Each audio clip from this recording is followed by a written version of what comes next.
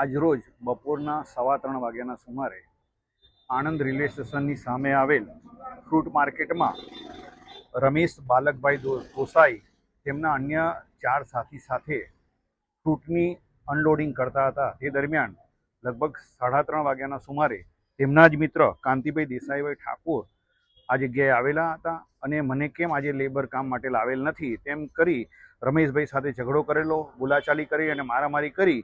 એ દરમિયાન કાંતિભાઈ દેસાઈભાઈ ઠાકોરે પોતાની પાસેનું ચપ્પાથી રમેશ બાલકભાઈ ગોસાઈ ઉપર ઉપરા છાપરી 3 થી 4 ઘા મારી તેમનું મોત નિપજાવેલ છે।